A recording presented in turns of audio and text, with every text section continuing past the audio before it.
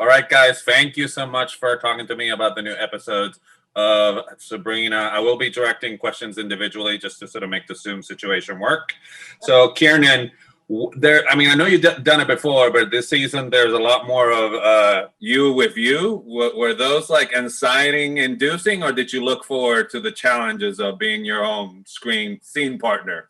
You know what? As an actor, you never really think you're going to find yourself in that situation. Like, you're going to get yourself into some crazy situations. But that was a different level. But it was so fun. I had so much fun doing it. I have no complaints. Like, I really enjoyed both characters. And I think the thing with Sabrina Morningstar is that she was brought about and she sort of ends up causing trouble because the Cosmos don't like that there's two of them, but then it ends up being kind of serendipitous that there are two of them. And I really liked that. I really like that.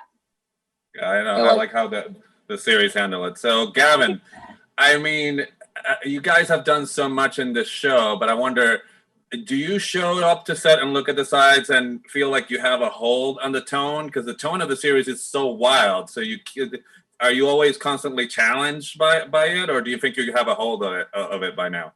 No, you know what, Juan?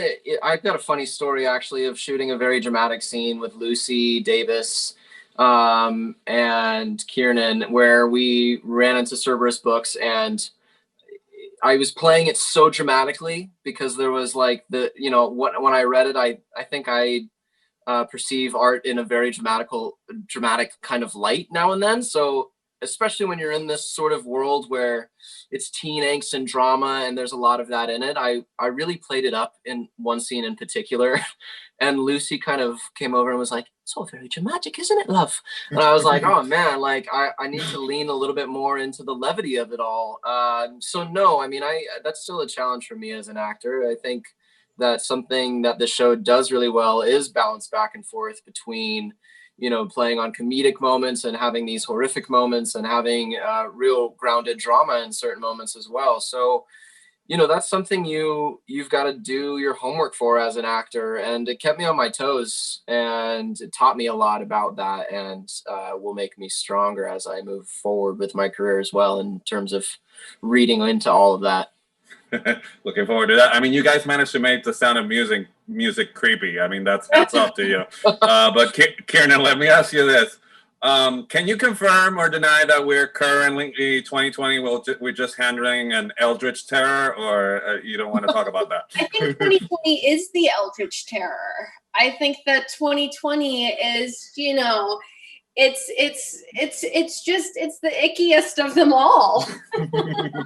I mean, all kidding aside, when you were shooting that perverse episode, did you see how smartly the writers sort of did a parallel of even before we were living what we're living? I mean, did you see? It's a very special episode. Did you know that when you were shooting it?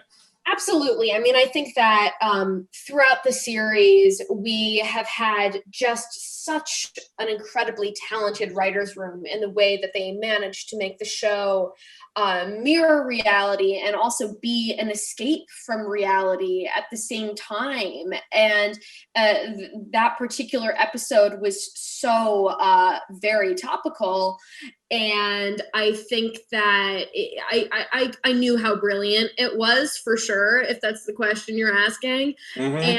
And I do feel like on smaller scales, almost every episode tackles something that we're handling in the real world in a different kind of way, which is just, it's really cool to be a part of something like that.